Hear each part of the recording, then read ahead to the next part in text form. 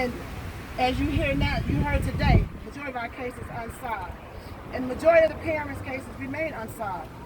I did my research myself because at St. Sabina here, I get phone calls all the time, and I hear people cases unsolved. So I found out that we have a 9% clearance rate, not a 50% clearance rate. That means 91% of the cases remains unsolved. This means that the shooter, whoever shoot our children, have a 9% chance of being caught. This is not happening everywhere, as you hear people say, the police say all the time. It's only happening in 15 neighborhoods in the city of Chicago. So let me just break it down to you. The 15 neighborhoods is the neighborhoods that we live in. The 15 neighborhoods is the neighborhood I work in. The 15 neighborhoods is the neighborhood my children play in.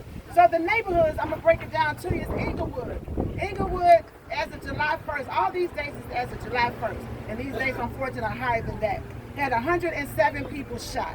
In Austin, they had 103 people shot. Garfield Park, 96 people shot. Humber Park, 71 people shot. Roseland, my community, 70 people shot. North Lawndale, 62 people shot. Grand Crossing, 61 people shot. Chicagoland, 48 people shot. South Shore, 46 people shot. Irving Gresham, where we standing at today, 43 people shot, and that was as of July 1st. Those numbers increased. Near West Side, 37 people shot. Little Village, 34 people shot. South Shore, South Chicago, 34 people shot. The Chatham community, 31 people shot. And the near North Side, 21 people shot. We had a total, as of today, 1,408 people shot and 275 people dead. And that's 91% of the cases unsolved in the segregated cities of Chicago. So we angry. That's why we came together today. We came together to unite for change. We're getting tired of hearing people talking about our cases are solved when they're not. So we came together today and we want to offer suggestions. We met today and we're going to continue to meet because our goal is to bring justice for our children since nobody's seeing the care in the city of Chicago.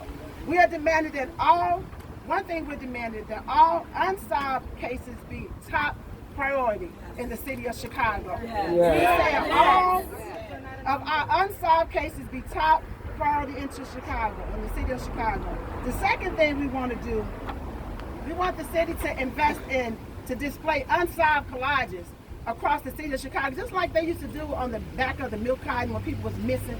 We want them to put our unsolved cases on buses as they drive down the street, with our children pictures on the trains, on the at bus stops, everywhere, all across the city of Chicago, and not just put our babies out there, but offer a $10,000 reward for those that speak up and tell who shot our children.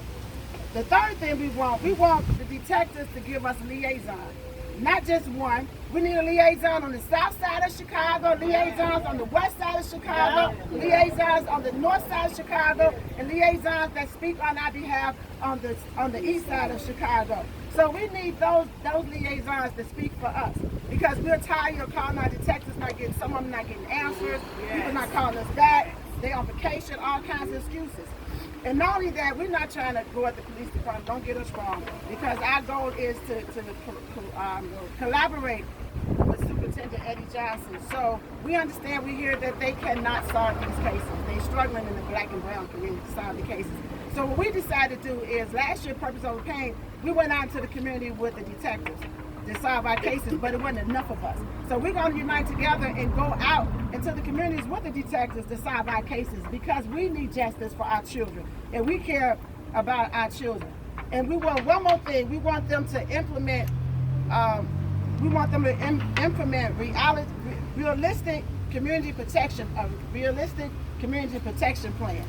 The plan is usually people want to talk, but they don't have no protection. So we asking for a plan to be set up to protect the citizens. So when they speak out, they can live too.